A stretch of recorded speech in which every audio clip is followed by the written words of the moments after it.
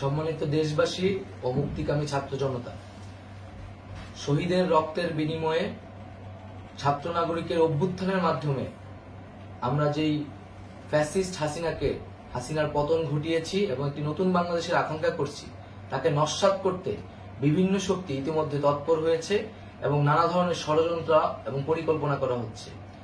আমরা মুক্তিকামী ছাত্র জনতার পক্ষ থেকে স্পষ্টভাবে বলতে চাচ্ছি যে এই বাংলাদেশকে ফ্যাসিবাদী রেজিম থেকে মুক্ত করার জন্য এবং একটি নতুন বাংলাদেশ, জনগণের বাংলাদেশ প্রতিষ্ঠার জন্য সকল ধরনের ষড়যন্ত্রকে নস্যাৎ করার জন্য, প্রতিহত করার জন্য বাংলাদেশের ছাত্র জনতা কিন্তু সদা প্রস্তুত রয়েছে। আমরা দেখতে পাচ্ছি নানান জায়গায় লুটপাট, সহিংসতা এবং সাম্প্রদায়িক হামলার মতো ন্যাক্কারজনক ঘটনা ঘটছে। আমরা এর তীব্র নিন্দা জানাচ্ছি এবং আমরা মুক্তিকামী ছাত্র জনতার প্রতি আহ্বান জানাচ্ছি যে এই ধরনের ঘটনাকে প্রতিহত করার জন্য আমাদেরকে প্রস্তুত থাকতে হবে, আমাদেরকে দায়িত্ব নিতে হবে।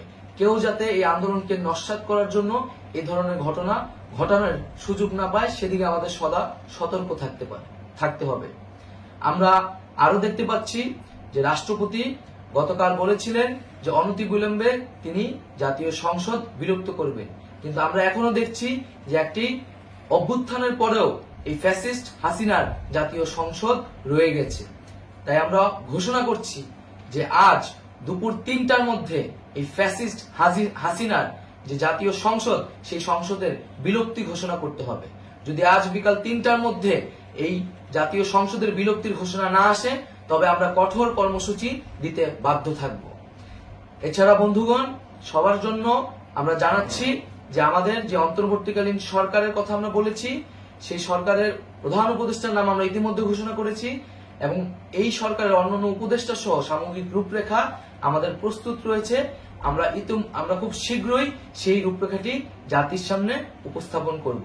আমরা বাংলাদেশে স্থিতিশীলতা চাচ্ছি, সমাজে ন্যায় বিচার চাচ্ছি, সেজন্য কার্যকর পদক্ষেপ নিতে হবে এবং তার প্রথম পদক্ষেপটি হতে হবে এই জাতীয় সংসদ ভেঙে দেওয়া।